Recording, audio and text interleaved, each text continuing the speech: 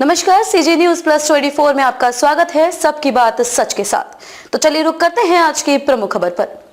राहुल ने क्यों निकाली थी भारत जोड़ो यात्रा, राजनीति में प्यार के विचार भी, बोली सरकार पर किए तीखे हमले। लोकसभा में विपक्ष के नेता और कांग्रेस के पूर्व अध्यक्ष राहुल गांधी ने अमेरिका के डलास स्थित टेक्सास विश्वविद्यालय में छात्रों से बातचीत की। इस दौरान उन्होंने अपनी भारत जोड़ो यात्रा का भी जिक्र किया। उन्होंने कहा कि भारत जोड़ो यात्रा ने राजनीति में प्यार का विचार पेश किया। इसके आयोजन के कारणों पर बात करते हुए राहुल ने कहा कि भारत जोड़ो यात्रा के पीछे का कारण ये था कि भारत में लोगों तक बात पहुंचाने के सभी रास्ते बंद कर दिए गए थे। हमने जो भी किया वह सब बंद था। हमने संसद में बात की, ये टेलीविजन पर नहीं दिखाया गया। हम मीडिया के पास जाते हैं, वे हमारी बात नहीं सुनते। हम कानूनी व्यवस्था के पास भी दस्तावेज लेकर जाते हैं, लेकिन कुछ नहीं होता।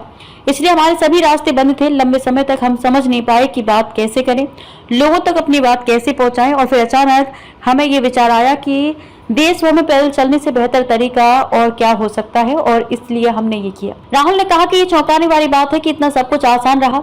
इससे मेरे काम के बारे में सोचने के तरीके में बदलाव आया। इससे राजनीति को देखने के मेरे तरीके, हमारे लोगों को देखने के मेरे तरीके, बात करने के तरीके, सुनने के तरीके में पूरी तरह से बदलाव आया। मेरे लिए सबसे शक्तिशाली चीज जो हुई वो ये थी कि हमने निश्चित रूप से भारत में पहली बार, संभवतः कई देशों में पहली बार राजनीति में प्यार के विचार को पेश किया।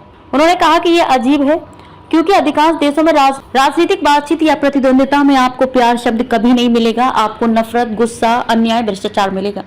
भारत जोड़ो यात्रा ने वास्तव में उस विचार को भारतीय राजनीतिक प्रणाली में पेश किया और मुझे इस बात पर आश्चर्य है कि ये विचार कैसे काम कर रहा है। दरअसल राहुल गांधी अमेरिका की 3 दिवसीय अनौपचारिक यात्रा पर हैं। इस दौरान वे डलास, टेक्सास और वाशिंगटन डीसी में भारतीय प्रवासियों और युवाओं से बातचीत करेंगे। सोमवार से शुरू हो रही वाशिंगटन डीसी की अपनी यात्रा के दौरान वे सांसदों और अमेरिकी सरकार के वरिष्ठ अधिकारियों से भी मिल सकते हैं।